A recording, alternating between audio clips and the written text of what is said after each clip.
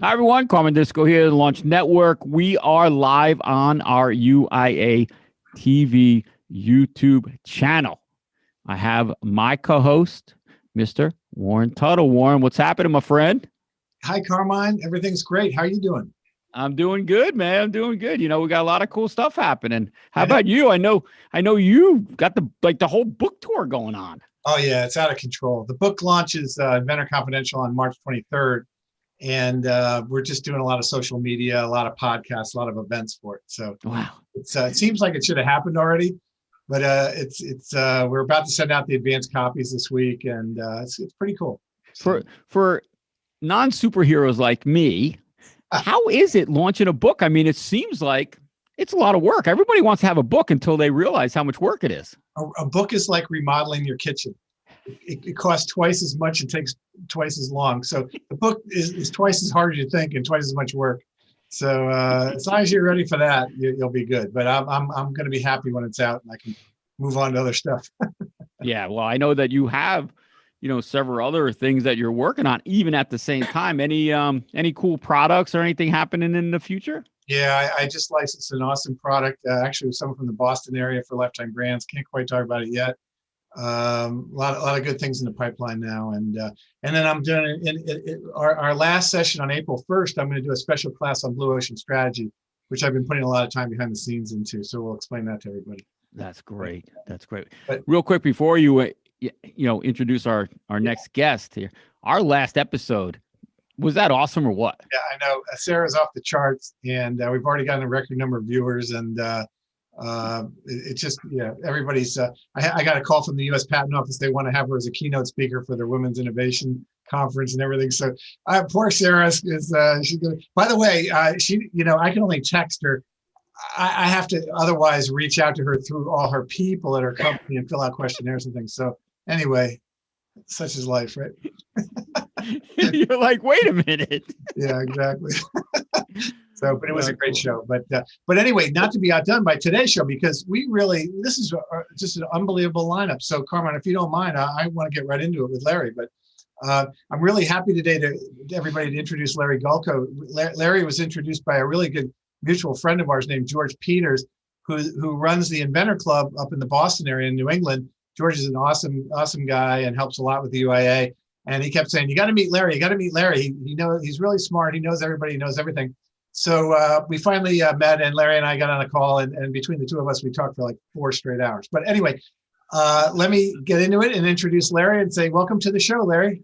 Thank you. Good to be here, Warren. Awesome. It's good to see you. How's the weather up in Boston? It's sunny today, about 47. It's going to be sunny tomorrow, rain on Monday, and then spring in 2 weeks. It's spring in 2 weeks. It's coming. The groundhog, right? The groundhog shadows. Good. Yeah. Well, we're similar here in Connecticut, so yeah, it's starting to turn the corner here. But I have this feeling we're going to get one more major snowstorm before it all tucks in. Well, all I care about is playing golf. So if it's major snowstorm, I use yellow golf balls, I'm good. That's good. That's good. Well, we're going to do the golf show another day. As everyone knows, we just did the Inventor Corner for the PGA Golf Show, which was fun. Yeah. But Larry brings unbelievable expertise in a number of business areas, and particularly branding.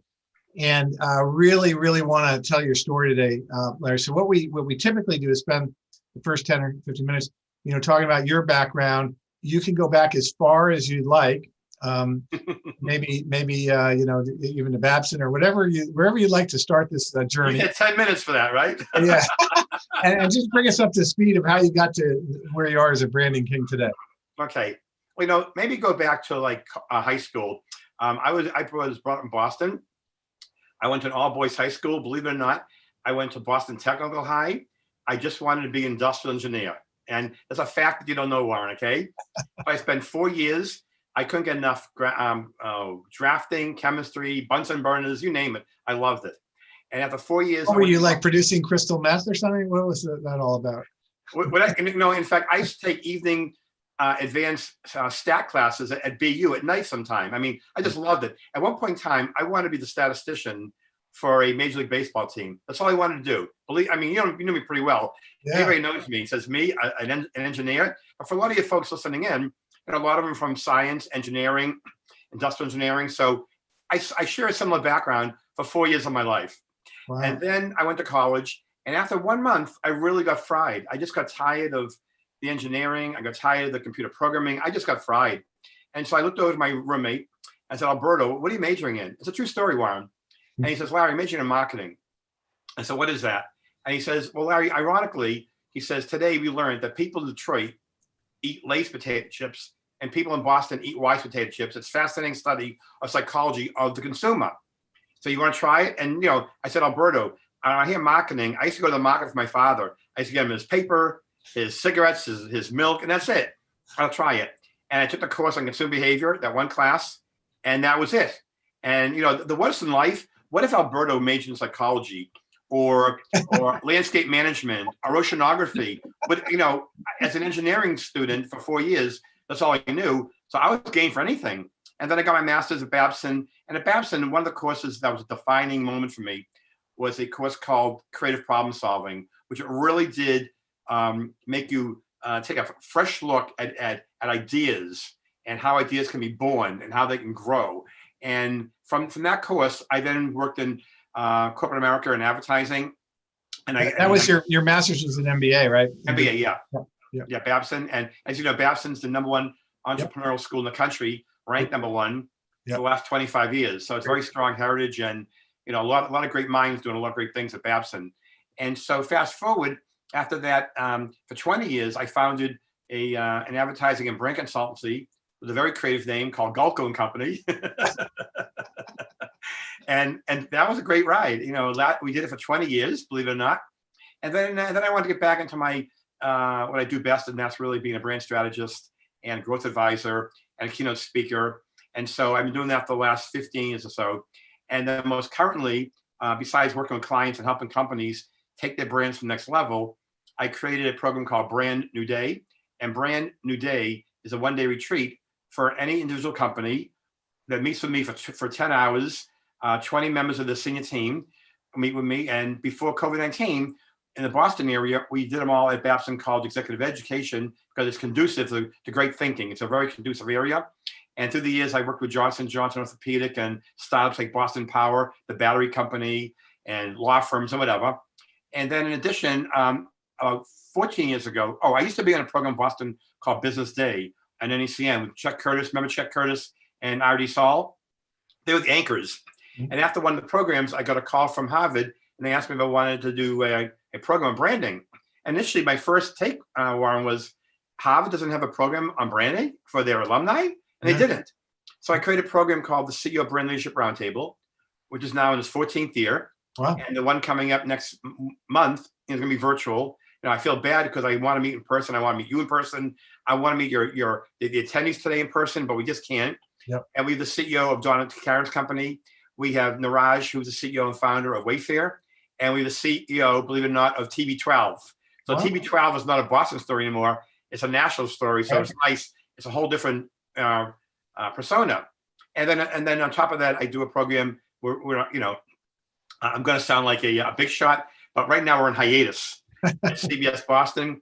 I co-host a program called Name Brands, and we've had 19 CEOs come with us the last year and a half, and now no one's in the studio. But all in all, my branding has really has evolved over the years from my days at Babson College, and maybe as an entrepreneur, and I've been an entrepreneur all my life.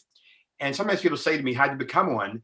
I always tell them, Warren, like, it's just how I'm wired. I mean, I can't fit into a corporate environment. I'm wired to be an entrepreneur, and maybe my grounding happened when I was 14 years old. My first job was selling hot dogs and Cracker Jacks at Fenway Park. I'm screaming. I thought you were going to say Fenway. No, at Fenway. Yeah, at Fenway. All right. So you had ice cream. You had to yell ice cream, and these kids would yell to who's screaming. But they call us hustlers at that time. We're hustlers, and we hustled. We took out the ice creams and the hot dogs, and we screamed and yelled, and we made good money, and then went home. So I got my salesmanship, my entrepreneurial background by initially at 14 years old selling hot dogs. Well, you'd be surprised at how many people's work ethics and everything else, started when they were young, and you go back to entrepreneurs and they started businesses in high school, college, and all. I know I did. And well, listen, I the only thing when you said Harvard is I guess when you said they didn't have a branding, but I guess they don't need much help with their own brand. No. But having said that, well, let's go back. Let's go back after you got your MBA and you came out in that first, I think, 15 or 20 year stretch. Now, was that your own business? Did you start that from scratch? Did you partner with others? Tell us a little bit about that experience. Well, it's very interesting. And I tell people when I give sometimes some speeches to some students in colleges, and I tell them that it's okay to get fired. It's really okay to get fired. In 1979, I was working for an ad agency in Boston, a smaller one, and we had a minimum of billings of $250,000. Otherwise, the agency wouldn't take them on. And it's a true story that I had two prospects come to me, or I uncovered them. One was Burns of Boston. They were a division of Hallmark. That's the frame. Is that the frame company? Frame company, yeah. And another one was a division of analog devices. And they said, Larry, they're really too small for us to budget. So really? Well, then we kept talking. And then the day before New Year's Eve, they let me go. I was fired. I said, you know something? I have two prospects in the palm of my hand. One had an $80,000 budget. One at $140,000 budget. I said, I can get a creative team together and we can freelance it. And I want them as my client. Well, so, I want to hear exactly what you did for them, because I'm very familiar with Burns of Boston because I used to be in retailing, and that was one of the products that we carried at Allied stores. So Burns of Boston, then they were in Bloomingdale's and so forth, right? And they wanted to expand their brand. Again, this is before the internet was crazy, whatever. And I came in and I did what I did best. The first thing I do with clients, I always say to them, "What are you really selling?" Like, for example, Harley-Davidson is not selling motorcycles. Harley-Davidson makes motorcycles. Harley-Davidson is selling freedom. Right. And Disney is selling happiness. Yep. And Boston Children's Hospital is selling hope. And it's a really deep dive soul searching. And I ask people, we talk about this a lot. What are you really selling that emotionally connects to your clientele, that sparks interest and demand, and creates an engagement and a meaningful conversation? And many times people say to me, like Harley, we make motorcycles. And no, but that's not what you're selling. And like life is good. They're selling optimism. Life is good is not selling T-shirts. Right. T-shirts are a vehicle to communicate their message, their brand voice. So I always spend a lot of time in the brand voice. But getting back to your question earlier, so I started with two of the guys, another Larry, and our first project, we made $1,500. I met the three guys at a deli in Brookline, 500, 500, 500, and next client. And that snowballed for 20 years. And then what did you do for them? I mean, did you help them focus, right? I would say Burns of Boston, their mission is memories, right? Amazing memories. Yeah. Amazing memories. Got it. And then, so what did you specifically do, for this small startup as you were getting off the ground too, simultaneously? I mean, you first listened to what they wanted, and then how did you put it into action? What did you do? Some of the things. Well, I always share with inventors and startups, and also I'm a mentor at Mass Challenge. I share with these young companies, you have to, and they think it looks simple. It's not simple. I said, what's your focus? What are you going to be really known for, famous for? I mean, you need to be laser beam focused. What are you really selling? What's your purpose? And why are you in business? And then, what need or niche are you fulfilling? Or I also tell people a lot, Warren, that marketing is a battle of categories. What category can you either dominate or own and create? You know what I'm saying? I tell people, GoFundMe did not create fundraising. Right. They created the most trusted platform around. Right. And you go further, Tide did not create detergent, but they created the on-the-go Tide the stain removal stick. And Purell didn't create disinfectant. I thought they created the ocean. I thought they created the ocean. I thought Tide created the ocean. The ocean. But yeah, and no, I get it. And then did you help them actually put together advertisements? Did you help them? What's the mechanical stuff once you get the mission? Yeah, once you have the strategy done, and you have the focus and the brand voice, everything else is execution. So whether it's advertising, PR, social media, skywriting, billboards, doesn't really matter, because now what you're doing is you're broadcasting that message among many mediums. But the old saying, if you don't know where you're going, anywhere will take you there. You have to know where you're going before you execute the budget to communicate your message. But it takes a long time. I tell people it takes a month longer, so be it. But you got to be spot on. Otherwise, you have one shot and you can't do a coulda, woulda, shoulda. You have to really, especially as an entrepreneur inventor, you have to really identify what is real unique. Because I mentioned earlier, my podcast is called Name Brands. There's a very big difference, as you know, and all your listeners, between a name brand and a brand name. A name brand is aspirational, a go-to brand, people want to buy you. A brand name, you file it, LLC, whatever, in the government, and you're in business. Mm-hmm. So you want to be a name brand. And so I work very diligently with young companies and mid-sized companies on really, again, defining that brand voice and the strategy, and then say, okay, what elements of the promotional mix out there today, more than ever, will reach the audience we want to reach? Right. Now, and this is awesome, and I want to pursue that with you more, because you make me think of 100 things right now. But getting back to the mechanics, so you got a couple of these early companies up and going. You're mechanically rolling it out. What did you grow out your firm? Did you pick up more clients? I mean, how did your business? Now, did you have young kids? I mean, what was going on when that all happened? I was a young kid then. Were you playing golf? No, no. In fact, I took up golf 2 years before I closed the business. I had no time for golf. But seriously, I did the old-fashioned way. Johnson & Johnson became a client of mine. Between client visits, I'd drive around office parks.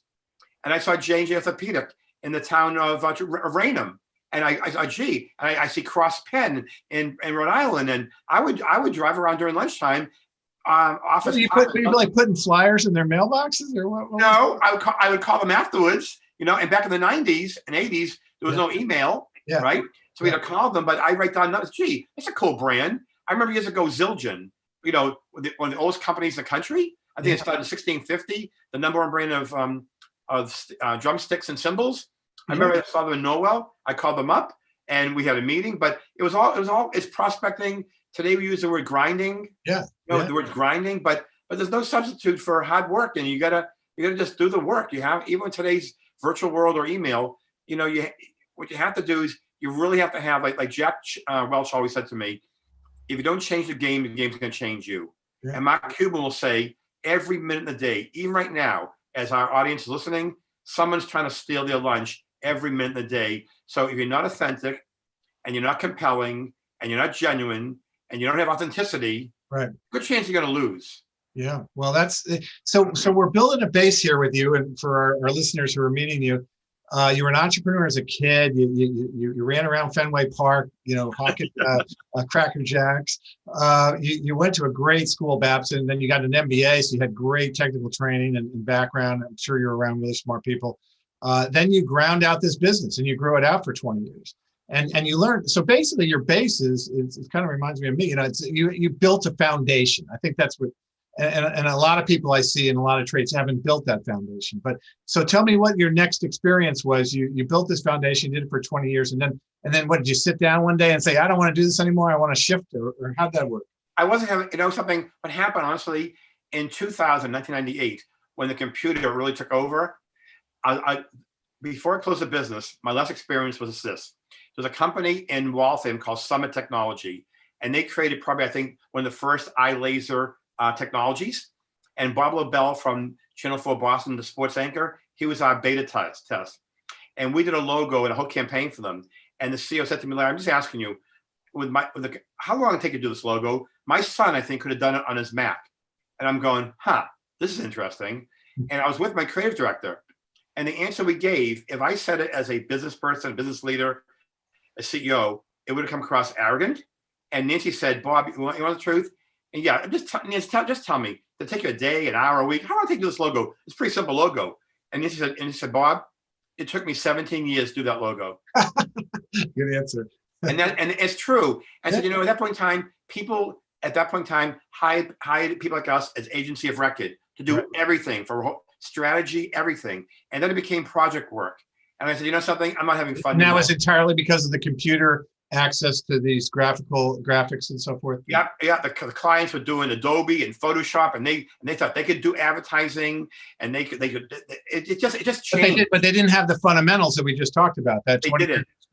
They didn't. They didn't at all. And so I just wasn't having fun anymore. And I said, I got to get back in the saddle to really help other companies. Doesn't that just piss you off? Right. It did. It other people pretend that they're you, right? Yeah. This is really fun.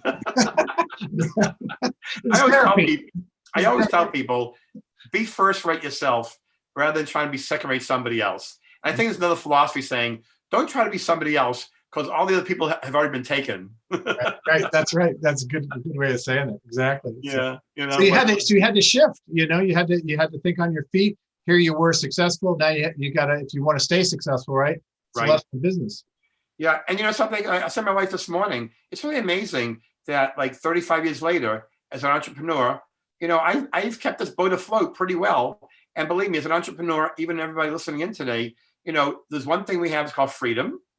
The other thing is the peaks are great and the valleys suck. To put it bluntly, the valleys are pretty bleak. Yeah. But to build a business, especially in the service world that I live in as a strategist and a growth advisor, many times it is you eat what you kill. Right. And to keep the boat afloat, with the recession and everything else and the environment and COVID-19, there's always a curveball coming at you. And like my friend Pete Pavacco, who's chairman of NBC Sports, he says, don't be afraid to hit by the pitch. And if you feel you're batting 1,000, you're losing. Yep. If you're batting 1,000, you're complacent. You're not being innovative.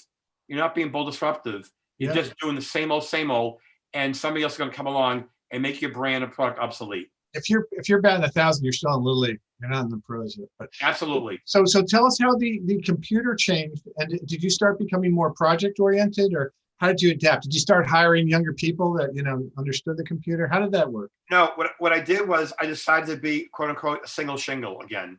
I decided I wanted people to just hire me. I wanted to be, somebody years ago coined me as a CEO whisperer, and that was fine. I wanted to meet with the CEOs and presidents of companies, regardless of size, small, medium, didn't matter to me.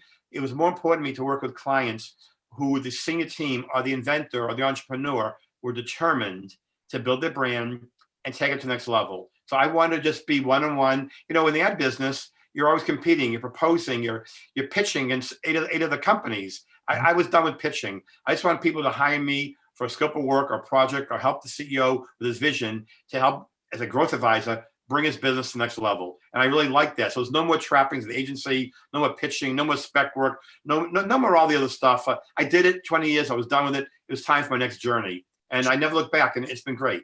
Well, that's awesome. Well, I want to come back and talk about some specific brand experiences, but I want to talk about the Harvard Fireside Chat. Okay. And so you built that sort of was an entrepreneurial, it came your way, right? But then you built it into something. Tell us a little bit more about, is that an annual event? And is that, who participates in that? And if you didn't go to Harvard, can you sign up? Yes, and yes. The Harvard program is great. I've been doing it for 13 years at the Roundtable. The Fireside Chats, we just started 3 years ago. And my first one, and basically I'm the producer of it. I have a contract with Harvard, and it's my baby. And so do they pay on time, by the way? Yeah. Do they have enough money to pay on time? All right. Even with the $32 billion endowment, right. they're okay. I just wonder if they're the type that still pay you late, even though But also, honestly, they also pay me in a lot of reputational capital, which I'm really blessed with, or I really am, and I never take it for granted. And so I started doing these Fireside Chats, which are really great, about 2 years ago. And my first one was with Ed Bastian, and Ed's the CEO of Delta Airlines, and we did a one-on-one at the Harvard Club here in Boston. And Ed and I did a follow-up one last July virtually, which was great. And then we did one with Greg Norman. Hold on. Talk a little bit about that. I love Delta. I love Delta Airlines. I noticed, I like everybody else, haven't flown much in the last year, but I really noticed their transformation. Was he the guy responsible for turning that airline around? He was also responsible for taking Delta out of bankruptcy in 9/11. Right. And believe me, this is not a sales mention, an ad mention of Delta. But Delta is the only airline. I also tell people, don't try to be the best, be the only. Delta is the only airline doing the following things. First of all the other airlines, Ralph Waldo Emerson said, do not go where the path may lead. Go to there's no path and leave a trail. So in all your competitive brands going left, you want to go right. And that's what Delta's doing. Mm-hmm. All the other airlines today are flying full capacity, middle seat, half price, blah, blah, blah, blah. Delta, still no middle seat being sold. Delta, 60% capacity in the plane, 61%, they bring another plane in and they swap it out. It's pretty black and white. You don't wear a mask in the airlines on the terminal, they give you a nice letter saying, don't fly us for another year. They're not being mean, but they're protecting their employees and their customers. And it's all Ed Bastian's vision. And so also the Delta Airlines is the only airline that is recirculating the air in the airplane every 2 minutes, Warren, with fresh air. Wow. And they're doing work with the Mayo Clinic and John Hopkins. So you say to yourself, why are the other airlines doing it? I don't know, but Delta's doing it. They seem really personable, almost like they fly the plane themselves. Well, I'll tell you something. Up till COVID-19, the board disagreed with Ed, but he did it. He put in every year for the last 5 years $1.8 billion into the employee profit sharing program. And they said it's crazy. And Ed's comment always has been, if you take care of your employees, they'll take care of your customers, and they'll take care of your shareholders. So he's amazing. He's probably the most amazing CEO I've ever met, and so humble. That's awesome. Well, two things. First of all, what I also love about Delta is they have a parking lot right next to their building in LaGuardia, which makes it by far the easiest airline in LaGuardia, which is a complete mess. You might as well be in Beirut. But I actually met him one day because he was good friends at a golf club, and he would not remember it, but shook hands with him. But he seemed like a really guy.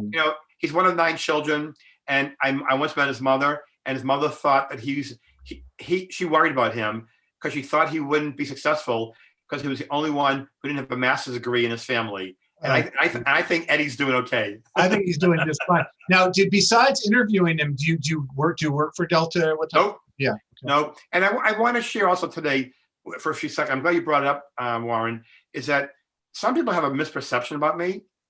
On my podcasts and on my CEO Roundtable and my Fireside Chats with the chairman of Bose, with Delta, with Keurig, with Zumba, you name it, okay? These companies, a lot of them are billion-dollar companies and more, okay? They're not my clients. If they want to ask me, and I am going to be doing something with Delta pretty soon, they asked me to do something in the Boston area, which is great. But I have no agenda. I just want to be friends with the CEO and have a nice rapport, whatever. And some people think, well, we can't touch Larry. He just deals with billion-dollar companies. That could not be further from the truth. My clients I work with, they're startups, they're mid-market companies. Okay, I do not prospect or try to get Delta as a client. But if Ed Bastian wants to call me for it, sure. If Bob Maresca, the chairman of Bose, wants me to do a project for the Bose, sure. But they're not my clients. So in the media world, in my Harvard world, yes, because let's face it, when you come to a program at Harvard or even Babson College, I just had Kenny Dichter, the CEO and founder of Wheels Up, last month with me to go in public. Kenny created a company. That's even a better experience than Delta. And right this, Wheels Up just acquired Delta's private aviation company after 20 years. Wow. And they're going public now, Wheels Up. But I'm saying Kenny's an entrepreneur. It's an entrepreneurial story. He had nothing. He started Marquis Jet, sold to Warren Buffett, sociology major, he always says, 2.6 grade average, ADD, OCD, the whole thing. But really, it's amazing. But he created something. He created an Only. Wow. In 7 years, he built a private aviation airline, second biggest in the country, worth $2.4 billion in 7 years. It's daunting. So, I mean, I love entrepreneurs with vision and idea that they bring to fruition. Oh, now but tell us a little bit. This is really fascinating. I didn't mean to go in this direction, but okay. Some of the traits, I mean, these CEOs, some of them are self-made folks. Some of them are corporate people that rise to the top. What are a couple of the traits that are similar between them? Yeah, they will not accept me too of sameness. But the biggest thing is, you can go back to Jack Welch. Jack Welch always said to me, Larry, the reason I was named and rewarded with the title CEO of the Century by Time Magazine, because I was glorified. He always said glorified. He said, I was a street guy. I went to UMass Amherst from Salem, Mass. He always said to me, I wasn't the brightest bulb in the room, but I built teams. And the common denominator is these CEOs build teams. They put the ego aside and they want to win, and they don't care who gets the credit. They just want to win. And so to me, great leaders, whether you're an inventor, whether you're a startup company, you have 5 employees, whether you just got $2 million of private equity or seed capital, whatever, you have to put your ego in the door outside at the curb and say, how can you build teams of people that are better than you are and excel in areas that you can't excel? But when you try to be the chief cook and bottle washer, you are doomed. You are doomed. Well, boy, GE could sure use Jack again. Yeah. But what about their personal traits too? Are they polite? Are they considerate? Do they listen? Are they well read? Are they? Do they get back to you on time? I mean, yeah. Well, I want to share some with you, and it's very sad that we all heard about it last week. That Arne Sorensen, the CEO of Marriott, passed away at 62 years old. Ani, I believe, is cut from the same fabric as Ed Bastian. They did a tribute to him the other day, a video. Ani was there at the hotel, hugging, taking selfies, running laps with the parking attendants. Ani didn't see titles. Ani saw people, and Ed Bastian sees people. Doesn't matter the title, the baggage handle, doesn't matter. I think an amazing trait is that they all have a human value trait that they treat people. Yeah. I noticed that they never lost their values, how they were brought up. Right. Regardless of the title or how affluent, you treat people with respect. Right. And I think those great leaders, regardless of whether you have $1 million company or $100 billion company, those that really are successful and are recognized, they treat people with respect and trust, and they're just honest with them. It's just second nature to them. I agree. You look sometimes. I work with companies with a lot of employees, and you just know certain people. You feel like they're going to rise to the top because they get back to you. They're not the ones you email and you never hear back. I remember once meeting the chairman of American Brands. They own Titleist and many other companies. Once his wife worked for me, and he was such a class act. Is that Nick? No. It was Tom Hayes. This was. Okay. Did you know Tom at all? Yeah. And Marianne who worked with me. This is years ago back in Connecticut. And Tom was a legend, but he didn't come into the business at all. Marianne did, but one day he came in, and it was like, what a great guy. You could always almost tell who he was when he walked in the room. Nice. I mean, I'm a young kid, right? And he's charming and nice. And I was just sort of taken aback by. And he said, "Do you play golf?" Of course, I said yes. And he goes, "What type of golf ball do you like?"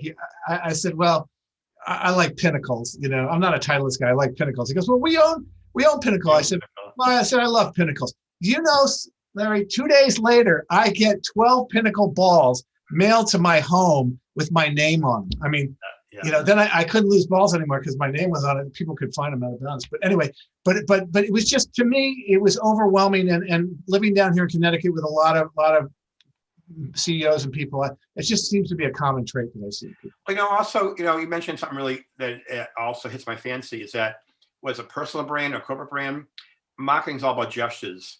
For example, you go to Ritz-Carlton. I'm not saying go to the Ritz, but the gesture. If you want to go down there, you ask them, "Where's the business office? How can I print my ticket?" They don't tell you go downstairs, second left, first right, past the pool, past the snack bar. There it is. They take you there. Yeah, right. Andy Sorensen always said his brand voices, every one of his Marriott's, you have to show people and have them feel it. Give them authentic hello. An authentic hello is his brand voice. Yeah. So I really believe that gestures and it has nothing to do with budget. Gestures are how you treat people. It's how you make them feel about your brand. And you make them feel, like you said before, team building, you make them feel a part of you. They'll go through brick walls for you, Absolutely. Instead of yelling and screaming. So tell us a little bit about now brands, specifically about how you work with your clients now, and now do you help them ideate the brands from scratch? Do they already have them and then you try to grow them? All of the above? Tell us a little bit about what you're working on. It's really all the above. When I do my Brand New Day program, it's a journey. So when they journey, and the ideas that we're honing in on, Warren, and the ideas we're tweaking at 3 p.m. are not even the radar screen at 9 a.m. We get there. Yep. And every client we get there is different, and there's no agenda. I have a topic agenda, but I'm listening and I'm observing, and we get there. And sometimes it's brand extension. Sometimes it's curtailing a brand, less SKUs. Sometimes, a lot of brands, because they feel they have a great name, they expand the brand and they lose. Okay, like I'll tell you an example, like Talbot's clothing company, they expanded Talbot's for men, Talbot's for children. Okay, that was on bankrupt. What was next? Talbot's for pets. I mean, I'm sure Talbot's can make a great little sweater for a dog, but they eroded their brand. They didn't stay focused. Yeah, they lost their focus. So today, more than ever before, brands either lack of focus or they lose their focus. And also, many brands don't have an emotional connection with their customer. I read the Harvard Business Review the other day. The average CEO works 70 hours a week, only spends 3% of the time with a customer. Yeah. It's shocking. Yeah. How can you be in the Ivy Tower strategizing, not talking to the customer on the aisle of the shelf about why they're buying your product? Because those people are more into mechanics, it seems to me. They want the company to run well instead of, be visionary. It's so distant. Yet, however, the CEO of TaylorMade Golf, I happen to know, he says, Larry, some of my best days, I don't even come to the office. I'm out there talking to the golfers, consumers, the store retailers. I'm there. Now, Ed Bastian said, let's go back to Ed Bastian for a second, okay? Talk about getting a vibe of your customer. Ed Bastian, when he flies on Delta to a business meeting, whatever, on the 4 hours, he flies coach. He flies middle seat. Wow. He flies 4 rows from the lav in the back. And you know why? His quote was, Larry, that's where the action is. That's where my customer is. How can I enhance the experience if I'm not living it? So if you know what Ed Bastian looks like, there's a good chance you'll see him at the gate, the gangway, walking the plane, like everybody else. He wants to experience it. So here it is. He's running a $58 billion company. If he can do it, a company doing $1 million in revenue can do it. I mean, come on, everybody. I mean, if you're not treating your customer like best friends, if you don't know what they're thinking, how can you create new brands, new extensions, new benefits, new experiences? How can you create a marketing? How can you curate and choreograph a remarkable experience if you don't know what the experience should look like and you're so remote from your customer? Sure. It doesn't make sense to me, but I see it all the time. Yeah. Now, for our audience, which has a lot of inventors, they're some of them are early in the process. It's so funny when I get involved with licensing, sometimes they've registered names already, and some of them aren't bad, right. And some of them are not good. But they're very hung up on the brand and all that. And I'm like, well, we want to license your technology. We'll take the brand thing from there. Thank you very much. Sometimes I had a long conversation yesterday. If their brand is good, we actually co-brand it with brands like Farberware, KitchenAid. And so it might be their product, by Farberware and all. But what would your advice be to someone who falls in love with a name early on and your thoughts there? You mean falls in love with their own name? They register it. They think it just is the cat's meow, and they have to go and they're locked into it, type of thing. What is your thought on that? You really have to take again the ego aside. It's like take the word Kindle, right? Yep. If they wanted to be really generic, they could have called the auto reader. Right. But I mean, a brand means something. Yeah. And we don't buy companies, we buy brands. I mean, Dawkins is made by Levi's. Right. And no consumer knows that. Nor do we care. Right. We buy the brand. No one knows. I mentioned who makes Tide. No one knows who makes Philadelphia cream cheese. It's not by a company in Philadelphia. I mean, nobody knows who makes Hawaiian Punch. Nobody knows who makes UGG. Nobody knows who makes, on, because we buy brands. So you really have to discipline yourself and do a deep dive soul search and say, I know you love the brand, I know you love the name, but you got to say to yourself, what is really going to sell and resonate with the consumer that you want to reach? And you got to really step back and go, if you really want to build your business and sustain growth, you got to be a mature business person and our entrepreneur, and really just do the right thing. Well, now it's funny because you just made me think of something new. I love going in different directions. So you're sitting down. I've done this before. I've launched a number of products from scratch, and we've gone through that process of coming up with 500 or 700 names to I'll give you a perfect example. I had a product that failed, but it was a saucepan stirring device you put on a pot. And after like 700 names, we came up with Stir Chef, right? Stir Chef, right? It's just 2 names put together. And how many people do that? They capitalize the C in chef too, and then it makes it, But then you have other brands, like you said, like Kindle, or you might have, something that has nothing to do with the product, and yet it becomes an incredibly successful brand, like Zappos. Like, what the hell does Zappos mean? But now we all know it's shoes. What's your take on deciding what the brand will be and whether it should be a generic or it should be creative? Yeah. Well, when I used to consult with Gillette, they created brand names and ideas from 3 different lanes. 1/3 research, 1/3 experience, 1/3 gut feel. My feeling is personally, it's gut feel. I mean, if you were in a board meeting or you were the C-suite many years ago and someone said to you, Warren, hey, let's call the company Yahoo. What would you have said? Yahoo? Say Yahoo. That's never going to sell. Yahoo? Like Zappos, right? What does Crest have to do with toothpaste?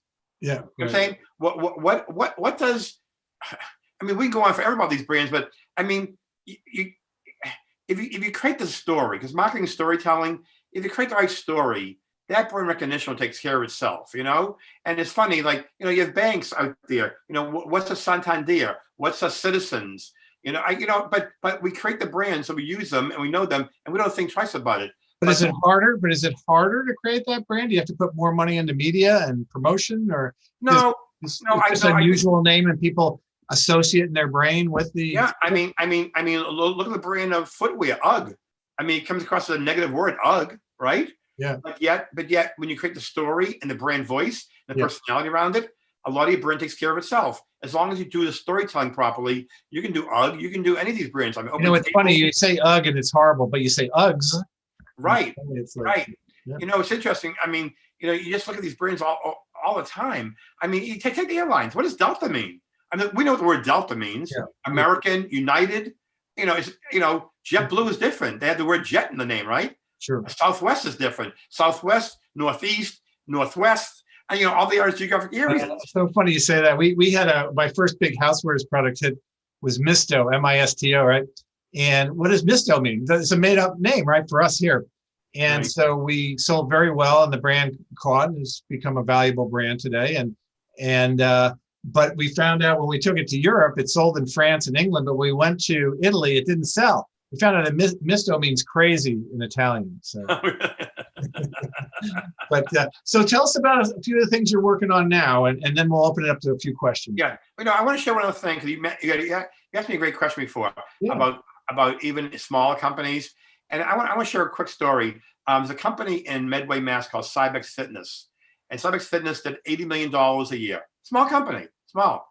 And at that point in time, 8 years ago, The Biggest Loser TV show was the biggest hit on NBC. 2 hours, 12 million viewers. Fast forward, the CEO hired me to build this brand outside the fitness centers. I said, and all the people there said, "Oh, I can't believe so-and-so is buying a competitor. We have more amps. Our metal is thinner or thick, whatever." No. We're not selling amps. We're not selling metal thickness. We're selling a story. We're selling, again, a brand voice. Well, we had a great R&D center in North Carolina. So I went to California. I met with NBC Universal, Biggest Loser, the producer. In 8 weeks, we replaced all the equipment on the show with Cybex. Again, $80 million company. We did a barter deal. And 4 months later, on the Nielsen ratings, that on Tuesday night, when The Biggest Loser was in the heyday, they were doing really great. American Express was the #1 mentioned name on Tuesday night. Then it was McDonald's. Then it was Cybex, 51 mentions. I'm just saying that people are saying it can't be done. I'm watching those getting it done. This little company tucked away in Medway, Mass. was NBC Universal, the fitness partner of The Biggest Loser, and their business propelled big time with the association. So I'm just telling all your listeners, you don't have to be the Johnson & Johnson. You don't have to be the billion-dollar company to succeed. And today, more than before, small startup companies are more nimble, they're more humble, and they're more innovative, more disruptive, and they're killing it. They're really kicking ass today.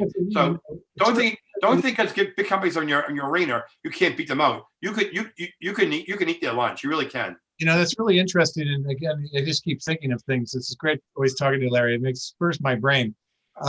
What about a company, let's say, that offers a goods or services, and it's a multi-tiered, marketplace, and perhaps they come up with different brands for different tiers. Have you ever been involved with that, so that nobody really knows who's behind it, but they're actually selling the high, middle, and low end of the business? Yes. Now, for example, take Sears for years. Well, Sears going out of business. Craftsman Tool was a great brand. Right. Anything Craftsman, so under the brand umbrella, it was Craftsman, the saws, whatever.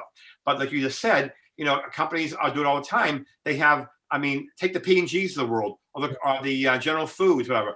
P&G is a great one. They have 300 brands with all different brand names. Right. The average consumer, the buyer, has no idea who P&G is, nor do we care. Right.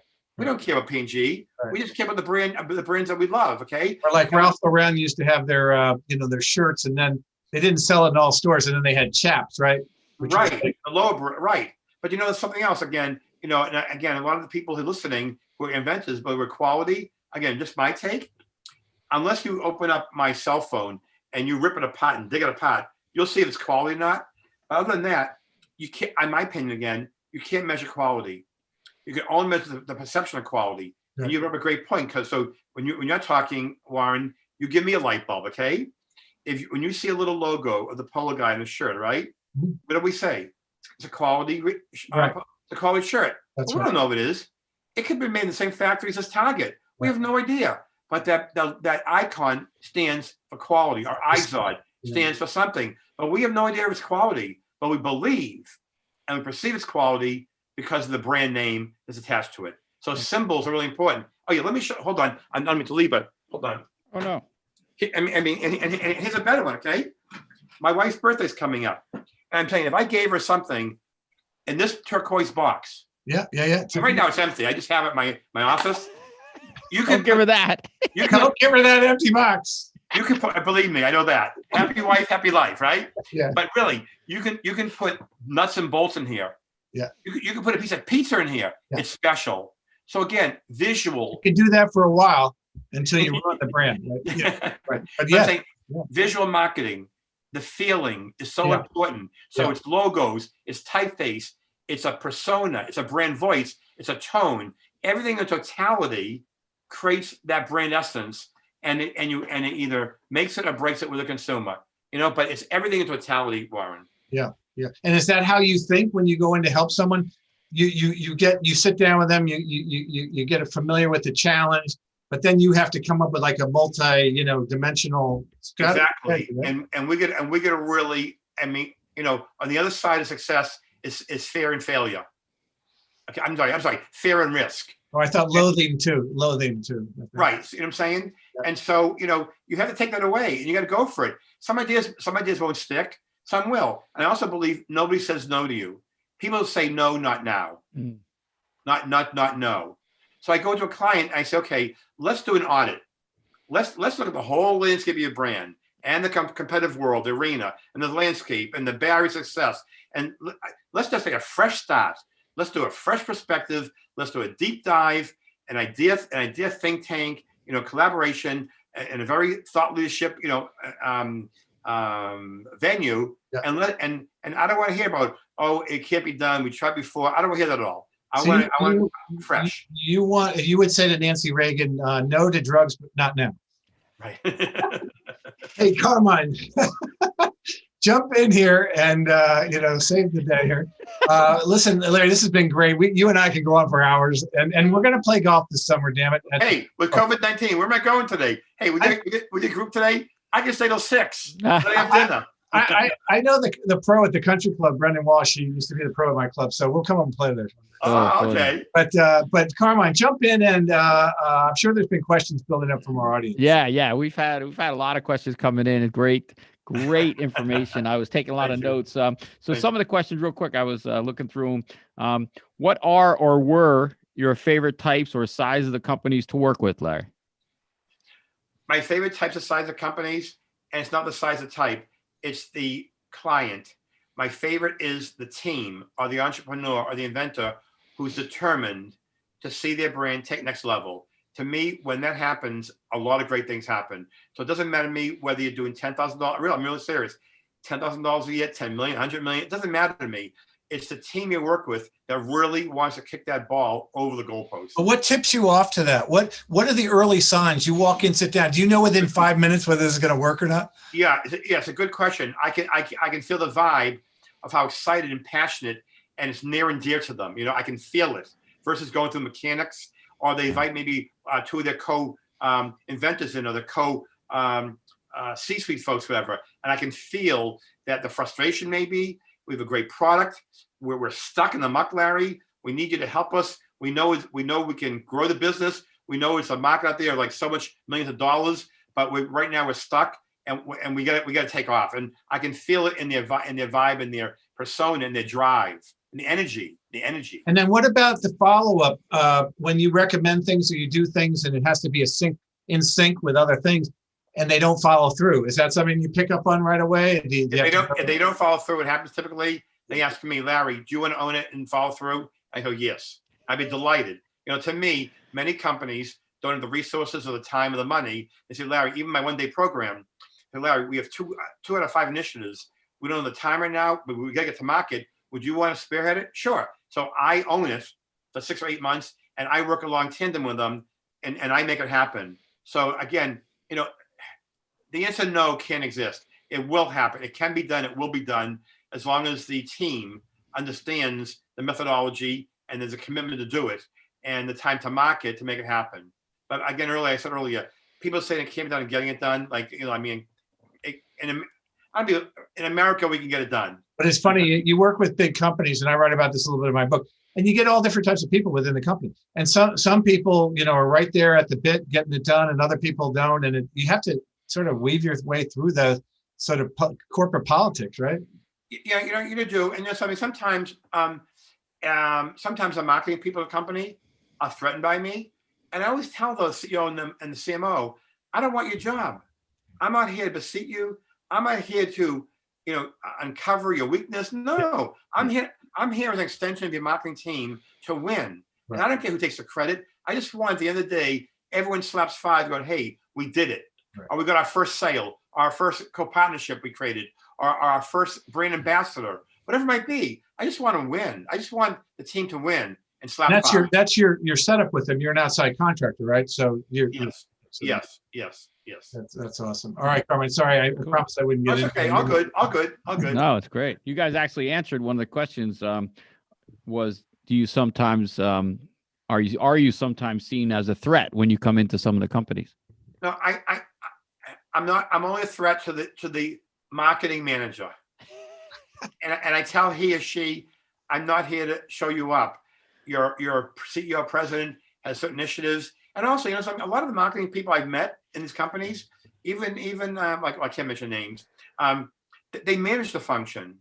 They manage the budget. They manage communications. They manage development. Yeah. They manage social media. They manage. But I've yet to meet in a small or mid-sized company a CMO who has launched a brand, who has an entrepreneurial spirit to really build a business, or build a unit, or build a division, or whatever. They're great managers, but they're not visionaries. They're not visionaries. And I make them, and again, my personality, I meet them, we have lunch. Once they get to know me, I'm not out there to try to show them up. I don't want the job.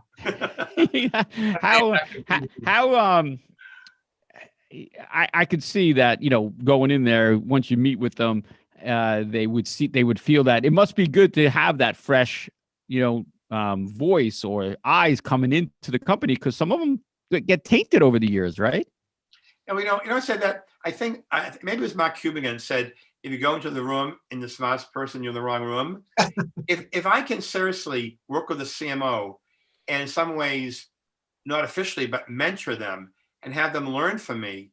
And again, in my life, the reason I love being with these CEOs of these multi-billion-dollar companies, I'm learning from them. I'm absorbing their nuggets of wisdom. I'm getting immersed. It's registering with me. So believe me, I love working or interviewing people that are much smarter than I am, because I'm learning. So to me, it's a positive thing. They take you to their club for a little golf? Some do. I was watching this goofy History Channel thing the other night, real quick, and it was on Hershey's chocolate, right? And Mr. Hershey was the richest guy in Pennsylvania or whatever. Oh, really? And long story short, because I don't know why, sometimes you start watching things at 9 o'clock and then you get sucked into them and you love them, He fired this guy named Kevin Reese or something, who ended up starting Reese's Pieces and ended up being bigger than Hershey's. Wow. So you have to know who's working. Anyway, sorry. That was. And also, you talk about that also, some brands, are price elasticity. I mean, like peanut butter. Yeah. Most of us have a peanut butter in mind, price irrelevant. Right. Eggs, we don't mind substituting another brand for eggs. You know what I'm saying? Yeah, sure. I mentioned before tools. People swore by Craftsman, and they were not going to take a store brand. So some product fighting over commodity at that point. Yeah, it's right. Generic. Yeah. Some product categories have a lot of brand loyalty, and others will accept substitutions depending on the category. Wow, very cool. So we have time for just one more. We have a bunch, and I may end up sending you these. So if someone has, it's 10 of. Hey, come on, it's 10 of 3. We have 10 more minutes. Well, Larry, with Warren here, these things take time. I know. I mean, really, Warren has sidestepped us like 20 minutes now. Okay, I love you. I'm all kidding. I love you, my friend. If someone has limited funds, which most people have some type of limited funds, sure. Which marketing or items should they really concentrate on when they're first starting up? Okay. Peter Drucker once said, the number one reason people start a company is to gain a customer. So I would focus in on what can we do to gain a customer to build credibility. You know what I'm saying? Like, it's a great question. So if I was starting a company, I want to get an early adopter. Isn't it great for some, hypothetically, I'm just saying, like, whether Delta Airlines use your product or Bose uses the product, or you sell your product to whoever, whatever, some great cool brand. Well, that's not going to cost a lot of money. But the fact is, when you start a company, the initial brand ambassadors you can get, the initial endorsements speaks huge volumes. And so many times you've taken the research out of the customer evaluating your product, Right. because if you respect the brands that are doing business with you, they've already done your homework for you. Mm. Yeah. They've already done it. And they would not, and they didn't make a decision of flipping a coin, yay or nay. They did a lot of due diligence. So the mere fact is, if you have limited funds, in my opinion, again, you try to get brand ambassadors or strategic partners who are going to help you build credibility, endorse your product, and use them as endorsements, as And are testimonials. you willing to pay for that, Larry? And if so, how much? You know, I mean, you know, if you actually had someone, I mean, you know, it's funny. It's a subtle difference. I'm sure you admit, like when Martha Stewart, you know, recommends something that she's just cooked with, or Jack Nicklaus uses a certain putter to win the Masters and 50,000 people buy it the next day. And they just did it naturally. And then paying for someone to be your like George Clooney's now the spokesperson of Nespresso. Can you just talk to that for a second? To be paid ambassadors and Yeah, you know, I've worked with companies and we've given the ambassadors free product. I'm working with a company right now who's making a new product for the golf industry, and we're going to give 50 PGA pros a product to use free of charge and enjoy and talk about it, whatever. And that to me is part of the marketing expense. And that's pure and simple. I hope it's not a Genesis car. No. I'm sorry, that was really bad. Sorry. You know, it was bad. Yeah. No, I know. I feel bad. I mean, it's awful. It's horrible. It's awful. Yeah. But he's good. It's good that he's alive. So I mean, it's amazing. But it's so shocking what's happened to him. I mean, talk about his whole life being shattered right now. It's like, oh, it's awful. But I remember like Julia Child, who's my personal hero, you know, in the food business. She never got paid to endorse something, but if she used a Le Creuset pan or a Cuisinart food processor, they just sold like there was no tomorrow. You know? Well, I'm telling you, it comes down to one word: authenticity. You know, I mean, and sometimes they can bite you in the rear. Now, for example, let's go back in time. Maybe some of the folks here are a little more like our generation. Karl Malden, American Express, you believed them. Right. I mean, you believed him. Yeah. And you did believe for many, many years. Yeah. Bill Cosby. Yeah. Yes. Yeah. I mean, Jell-O, you name it. He was wholesome. And sadly, then look what happened. Even Tiger Woods, he was endorsing things, and then he got in the whole scam, and then he lost $100 million of endorsements. Yeah. But the best endorsements come from people who really love your product. They're not paid, and they want to help you. You're a young company. I remember Johnny Carson saying once on his show once that you ever notice everybody gets ripped off and Karl Malden is there? Don't leave. Right. Yeah. Karl Malden's at the beach. Hey, let's American Express card. I think he's the thief. He Yeah. must be the thief. You're right. Karl Malden always showed up like from a helicopter. Here I am. Meanwhile, Karl Malden was probably the con man. That's right. It was all choreographed. You know, but when you have a young company and they know you're stripped for cash and resources and they love the product, they you know, not everything's done for money. They want to be a part of it. Hey, they believe, they say, look, seriously, how can I help you? Right now, I'm doing this golf product for compression for a golf ball. And there's two PGA pros out in Florida who are very well known. Say, hey, if you want us to talk about it, I love to. I love it. We gave them a product, and they just want to help this young company. Yeah. As a young company, they invented a product, only 500 are produced, and they want to be a part of the company. Hey, you know, it is a great, all part of that. You know, the Malcolm Gladwell, a lot of their books, you know, and how influencers and carriers and, you know, you see it when you launch a new product like at the PGA show, nobody's heard of it. A lot of people just enjoy being the first ones in, right? That's right. That's right. And the first in the mind will win. You don't be the first one who invented it. I'll go back in time. Motorola invented the cell phone. Right. Where are they? Where's Nokia? Yeah. Where are they? But the first in the mind wins. Not the first who invented, the first in the mind. FedEx was not first overnight. Emory Air Freight was, but FedEx owns first in the mind. Listen, I'm going to give you one, Larry. Now I'm going to give you this, and you can use it, but you know where it came from. Okay, pioneers get the arrows, settlers get the land. Okay. I like it. That's cool. I know you're gonna listen. This has been great. The hours. Wait, hold on. Where's Carmine? He had a few more questions. It's fine. Warren, it's not the Warren Tuttle show. What is Warren the technician, the engineer? Warren, come on back. I mean, Carmine, there you are. Forget about Warren. Forget the branding. I've rebranded the show. Your personal brand has been eroded today. Carmine, come on back in. No, Larry, we're gonna get going. Tell everyone a little bit about your brand New Day, which I think is a cool name. Thank you. I mean, and it's important. It's not just brand new day. It's brand semicolon new day, because it's a new vision. It's a new journey. It's a new horizon. And what is a one-day program for a company to meet with me for 8 hours before COVID-19? Now I'm doing them. I'm facilitating them 3 hours virtually, or 6 hours. I did a 6 hour one last week. And people might say 6 hours on Zoom. We break for lunch for an hour. We have 2 coffee breaks. It works well. And I'll tell you something. I got an email back from the CEO of the company saying, Larry, most of our people were disappointed in the program for one reason. And I'm sitting there going, well, I thought it went great. They could have stayed an hour longer with you. Wow. I'm saying 7.5 hours on Zoom? Holy moly, right? But the thing is, oh my, get this confirmed. We want a confirmed source on that. Yeah, I can do it too. But the thing is, like, it's a very engaging experience. It's very insightful. It's an experience that many people never experience. It really is. And I said earlier, don't be the best, be the only. It's the only program out there, and it works. It works. And the company is only invested in me for 1 day. And I do a follow-up 2 months later, like a doctor's visit, right? Just make sure things are going well. Because I don't want to say at the end of the day, goodbye, hope you succeed. I want to make sure they succeed. But I mean, for their own investment, they're only committed to me for 1 day. And really, the things that are happening between 9 and 4 in the afternoon, it'll blow your mind. It's a great journey. It's a great experience. And it's immersive, collaborative. It's a deep dive experience that really is quite productive. It's really. Now, do you barter that a little bit? Like if you do Wheels Up, you get like the free use of the plane for a year or something. Not for a year, but let's face it. Their assets are ours, right? Everybody. Hey, Warren. They're saying everybody got a price, right? Awesome. So cool. All right. Very cool.